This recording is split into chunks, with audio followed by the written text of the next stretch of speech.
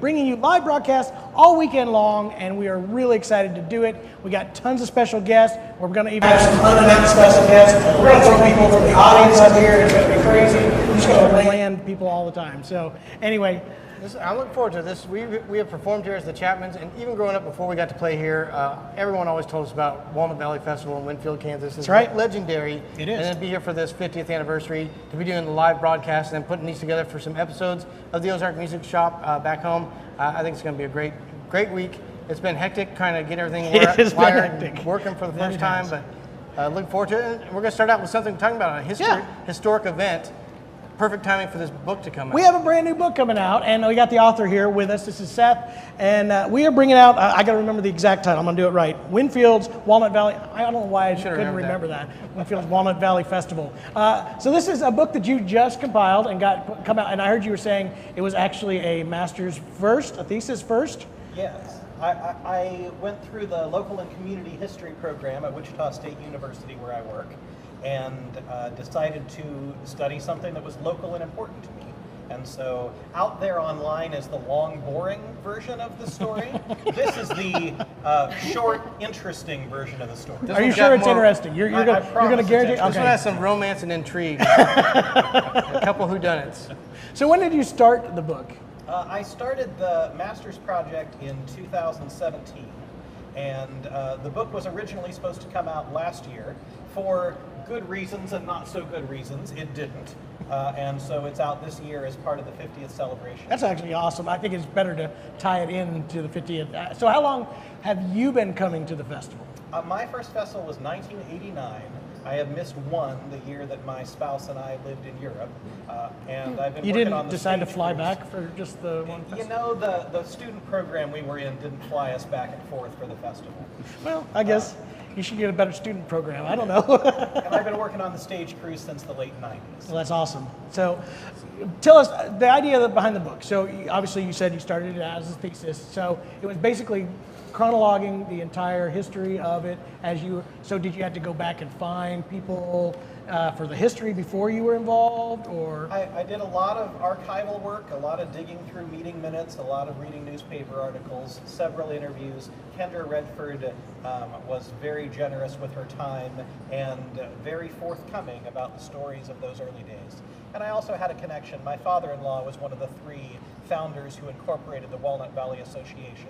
And while Joe and Christy haven't been involved since the early 80s, they're still a great source of stories. Very, very cool. So we compiled in here today, we got a bunch of the various different people who contributed to it that are here. And right now we're doing the first segment is going to be people who are actually artists and part of the performing side of doing this. So I want to start with, because we're going to get them to play for a little bit.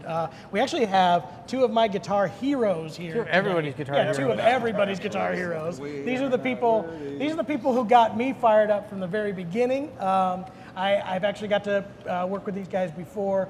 Some of the most amazing, and they've been here, you guys have been here, I know Dan, you've been here from the beginning, is that correct?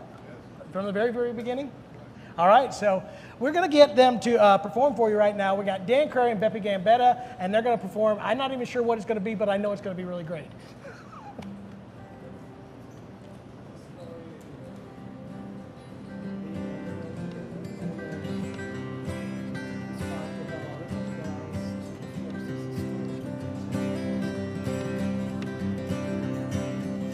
Talking to myself again, wondering if this traveling is good. Is there something else a-doing we'd be doing if we could? And of the stories we could tell. And if it all blows up and goes to hell, I can still see us sitting on a bed in some motel, listening to the stories we can tell. Remember that guitar in that museum in Tennessee? Name played on the glass brought back 20 melodies, and the scratches on the face told of all the times he played, singing every story he could tell. And of the stories we could tell. And I bet you it still rings like a bell I can still see us sitting on a bed in some motel, listening to the stories we can tell.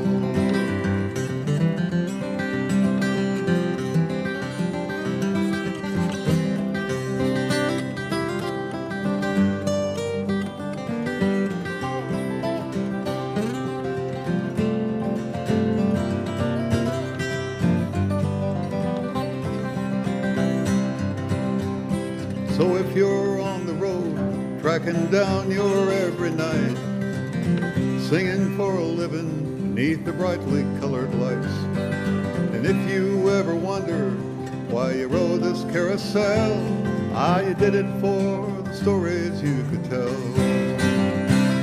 and the stories we could tell. And I wouldn't kid a man I like so well. I can still see us sitting on a bed in some motel, singing every story we can tell. Let's play it, senor.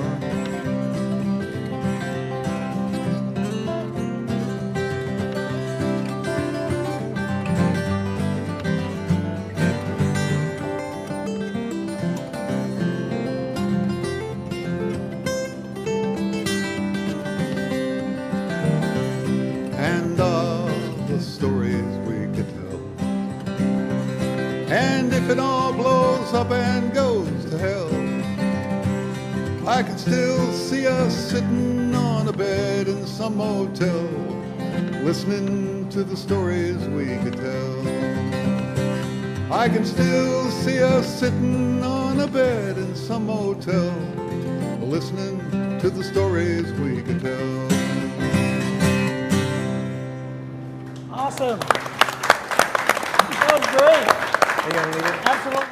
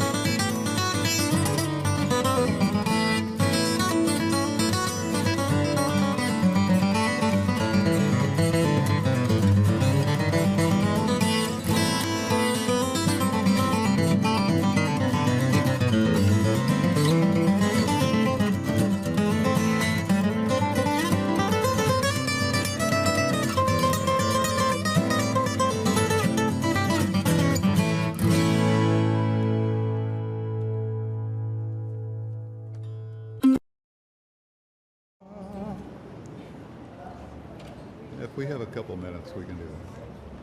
We do this radio show, and we occasionally just run old.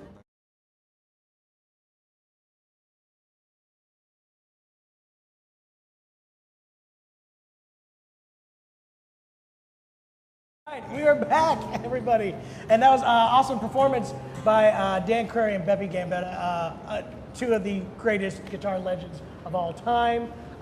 So tell us what it was, you're involved in this book. What was your segments of it? I know you both wrote parts for this book. Tell us a little bit about what you added to the overall Story. story, yes. Well, I'm sure what I wrote was wonderful, but my specific recollection of the details is a little slim. But I think I tried to capture what it's like to have a tradition like this, where music becomes the central thing and brings people together.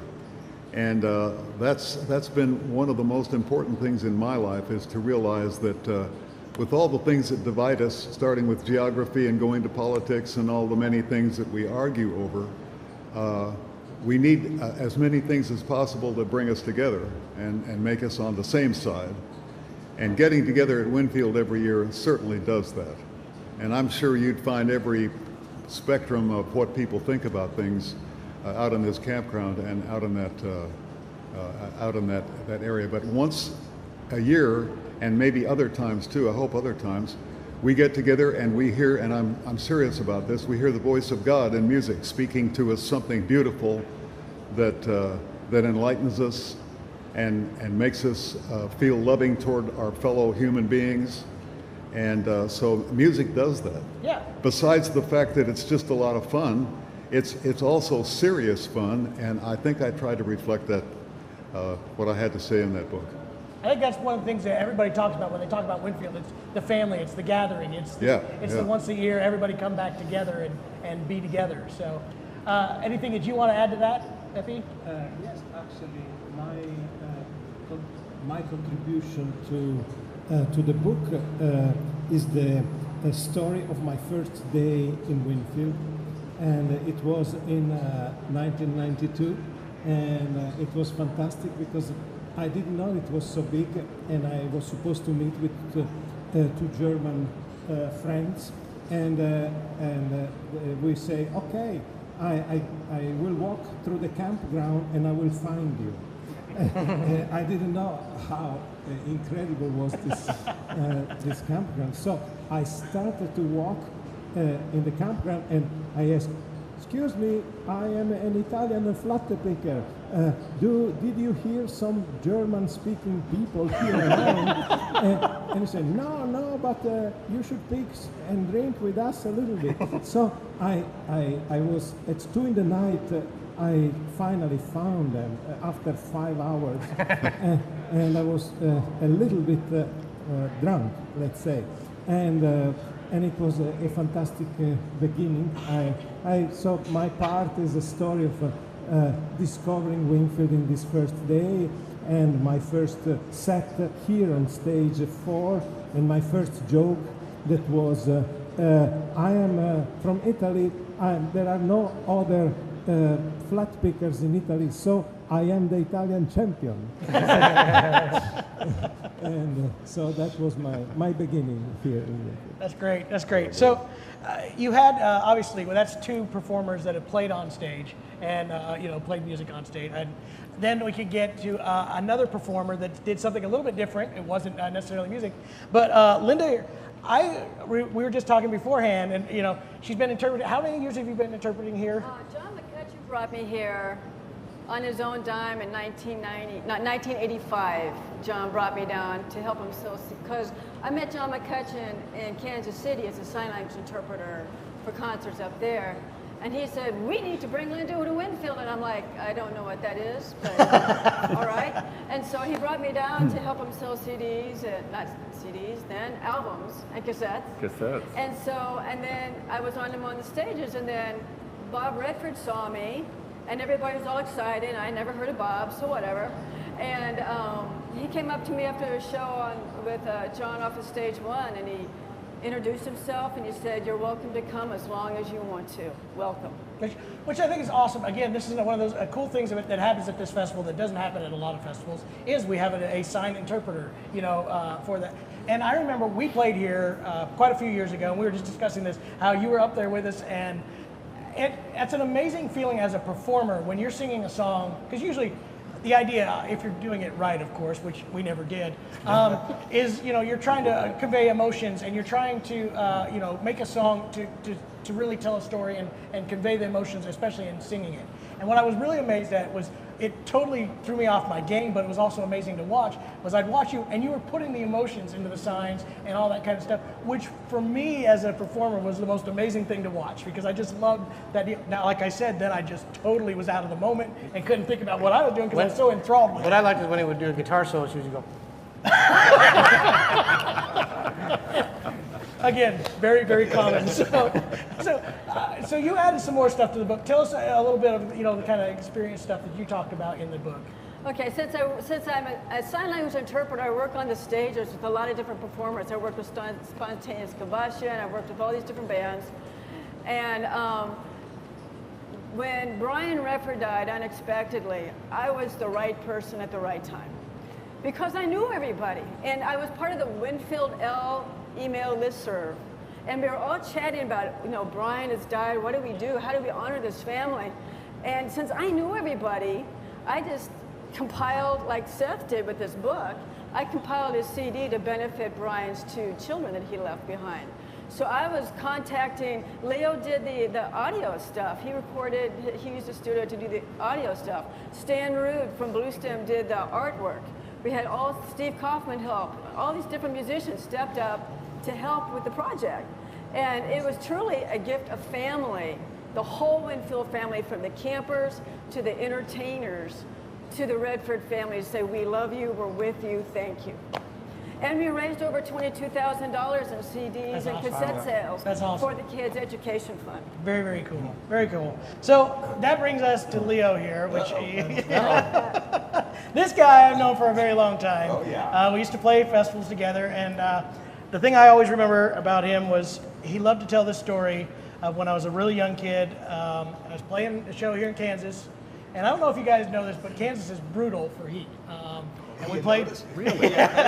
We were playing Direct a Crary sunlight is festival very direct. where sunlight was coming directly on the stage, and it's the only time this has ever happened to me. I was in the middle of singing a verse, and literally I remember that, when you watch TV and they always talk about probably blacking out and there's like this fade to black thing.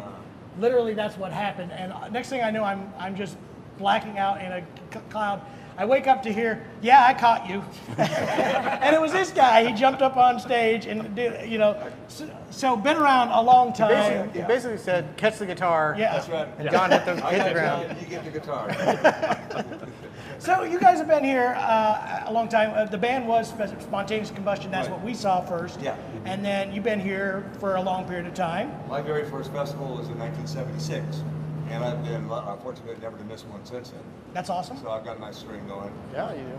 Met a lot of people, met a lot of friends, and Roger has always been my co-conspirator about everything we've done. We generally travel in a pair because that way one of us remembers how to get back. It increases our odds. But yeah, we've had a lot of adventures here over the years. It's a really big time, and now we're back with our new band, 3 Trails West. It's not that new anymore. It's about 10 years now. So yeah, a lot of fun. So you guys, again, what was your biggest contribution, I guess, for this book? Well, I recounted a story about the year Bob decided to give us a year off. He thought maybe we needed a break. And I told Roger we didn't want a break, did we? And Roger said, no, I didn't want a break. So we came down here, and Greg Smyer, of course, was doing sound on stage 3, and we ran into him and says, this shall not stand. So we started figuring out how can we do a show and not let Bob Redford know about it. So how'd that go? It kind of was weird because for nobody knowing about it, the word got around fast, and we got on the radio with Larry Credwig, and Larry was going, so what do I hear about the show out there on stage 3? We don't know anything about stage 3 at 11:30. He would go, nothing's going on, and don't be late. So we did all this organized in secret, and then Tim Seidman printed out. Yeah, but I said, tell Bob with a line through it. And so that night when the last act was up, they shut the lights, but people kept showing up because they gotten the word. So, and it's dark, and Ross Brown is standing on stage with a microphone going, "Why are you people here? There are no more shows. It's time to go back to your campsite." So people just kept coming in. And when we're in the dark, we're setting everything up, and then when it was ready, Ross goes, "And now introducing whoever this is." And away we went. Well, the lights came up, and there's Bob Redford right there in front. Good for him. Good for him. Somebody didn't read the flyer. But no, it was a great deal of fun. The fact we had that kind of participation with so many people getting involved with this. Again, it's that family atmosphere of what Winfield's all about. Yep. And everybody wants to kind of be part of that team. Yeah. And it is a unique festival, and we're going to kind of wrap it up here very shortly and take a break and bring back for another segment. I'm letting Jason know ahead of time because we're doing this on the fly. But there's another segment. But I think that's what's best. I've told everybody, and me and Jeremy talked about this. If there was one festival that I would go back to out of all the years we played, and I would pay my ticket price to, this was the one. This was the one festival that I would come back to. Yep. And all you other promoters that hired us that are mad at me right now, can't help it. I'm sorry. It's the one I would go. No. But it is amazing. So what we're going to do is we're going to take another short break. And as we do that, we're going to set up for more because we got some other folks who worked at the venue. We're going to talk about some of those stories as well. So again, we are live, the Ozark Music Shop here at the Walnut Valley Festival for the 50th anniversary. We're talking about the Winfield book here, and we're going to be back with even more. Look at this, it's right here. So we'll be back just in a little bit.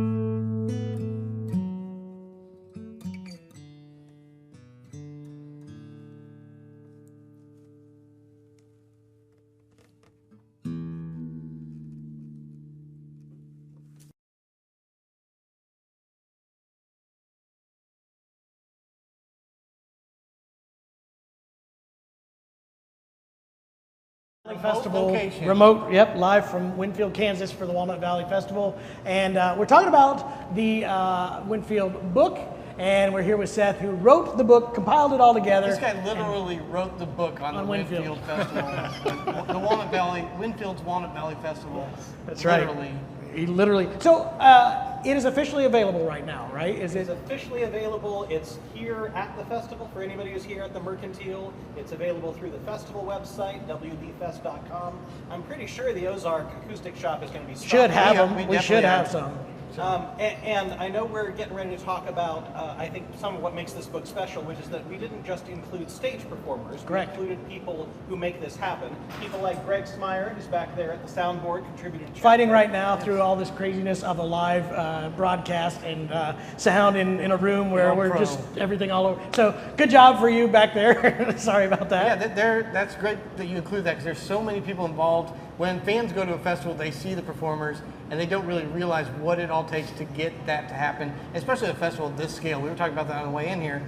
Even the smallest part that we have of it, there's so much to set up, but to do this entire event where you got camping, and you got volunteers, and you got cleaning out restrooms, and all the different stages, and then setting up sound, doing the emceeing, the hospitality, there's so many different moving parts. So it's great that you included that to tell the true story of a festival of this scale. Sure. Absolutely. And Oren and Wayne are both people who've worn multiple hats over the years, so I'm glad they're joining us. So let's talk about that. Wayne, what all are these multiple hats that you've had to wear throughout the year, and how long have you been doing it? Well, I started at the very first festival. Wow. I worked with the staging crew originally, and I painted, moved carpet, and my good friend Terry Burley, who works on stage setup now, he says, you know, one thing that was omitted in the book is the fact that we used to store all these carpets out at the farm, and then in prep to get ready to come down to the festival, we would go out to the farm and hang them on a line and beat them, get all the dust off of them. It was a fun job, but then once that got done, kids would bring out a whole tray full of fresh sandwiches and lemonade and iced tea. Those were fun things, even though it was a miserable job. I understand that. But see, again, this is such a huge festival, so many people involved in various different aspects of it, and there's so many little things. We were talking about that, just handling parking and getting people in the right spaces and, you know, getting all that kind of stuff to happen. That's just crazy. And then, of course, Oren Friesen, I've known you forever, and you've been part of radio history, you're part of Winfield history, been just overall music in this Midwest Kansas area for, I mean, how long have you, I'm assuming you were probably at the first. I was at the very first one. I've been through all 50 of them, plus the spring thing and the June Jamboree and the little festival that Bob put on in Kansas City at the Starlight Theater. So I've been involved in some way. Usually, I don't know when I started emceeing, but the farthest back I could find in my research was 1977, but I don't have records before that, so it might have been doing that. And then I played in 7 different bands. I was going to say, also a performer 16 different years at the festival. I saw a picture you put up here on Facebook the other day that had you on mandolin. I've never seen you with a mandolin. So. Well, that's because I never got, when I saw Jeremy play, I just burned mine. Yeah. So, I mean, again, I think that's what's cool about this is it's a history of not just performers. It's the overall story of what makes this festival tick. I'm a little curious, like we have a few people, I guess 3 now, that were at the very first festival, and you guys have all been at numerous festivals before. Was there something that you saw in that first one that said, this is going to be something? Because I'm sure the first one wasn't at the scale that it's at now, but being at that first one, did it stand out as being different? You know, I go back through the years of lots of different festivals, and 50 years of this one, for me anyway, I have more fond memories of that very first year, 1972, because it was totally, I had no idea. I packed up my band. I had a 4-piece band called Prairie Grass, and we pulled in the old 60 Chevy station wagon with the instruments in the back and threw up our tent. You know, there was hardly anybody camping out here that time.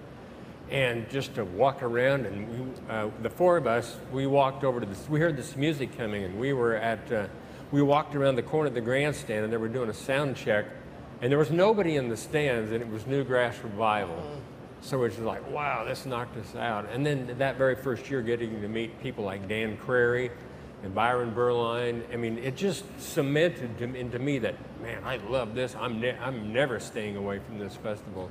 I think what's cool about this festival is and people ask me, why is it I told you, I think this is one of my favorite ones. Why is it? It's not just one version of acoustic music, it's so many broad strokes at what acoustic music is. It's, people think of it as a bluegrass festival that are bluegrass people, people that are, more folk and fingerstyle players. That's what they think this is. And everybody has their home here. And I think that's what makes it kind of super cool. So, the very first year, I think it could have technically been called a bluegrass festival because most of the acts here were bluegrass, but almost immediately, the festival organizers, Bob and Stuart and Joe and the different ones that were involved, started adding other kinds of music, so it became, people in Winfield still call it bluegrass, but it's much more than a bluegrass festival and totally different than your traditional bluegrass festival. You're right. Yeah, so anyway, again, I've had a great time talking about the book. We're going to take another quick short break, and then we're going to come back with another performance. We're going to get, what it is me and Jeremy always do this. The reason we started the TV show. Exactly, so that we can force celebrities to play with us. That's really what we do this for. And get it on film. And get it on film. So we're going to be back with kind of a cool tribute to Byron Berline, who was also a big part of this here, and we're going to play a tune in honor of that. So we're going to be back in just a few minutes. Stick with us. It is the live broadcast of the Ozark Music Shop here from Winfield, Kansas.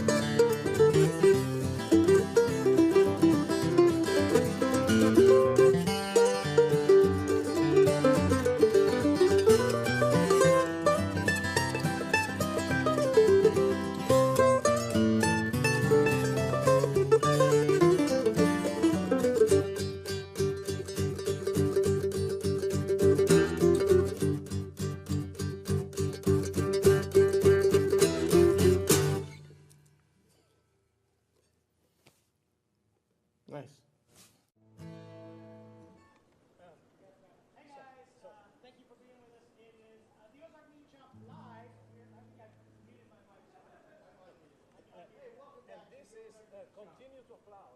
Yeah. This is a signal. Continue to applaud. Yeah, keep applauding. So anyway, what we're going to do here is one more segment. Again, I want to thank everybody. This is our first episode live here from the Walnut Mountain Festival, also called Working Out the Kinks. That's right, also called Working Out the Kinks. And like I said before, we always want to take the opportunity to force musicians to play with us, and that's what we're going to do. Two of my biggest guitar heroes are here, and Dan Crary, Beppy Gambetta. This is going to be amazing. We're going to talk about a fellow we lost here. It was last year, wasn't it? It's just a year now. Byron Berline, great friend of mine, one of my biggest musical inspirations as a kid, treated me beyond special. It was amazing what he did for me and kept me as a player. And wrote this tune, and of course Dan did the most quintessential solo of all time on this song, and then we're all going to try to hang with him. So what we're going to do here is a tune that I absolutely love, one called The Huckleberry Hornpipe. And Dan, when you're ready.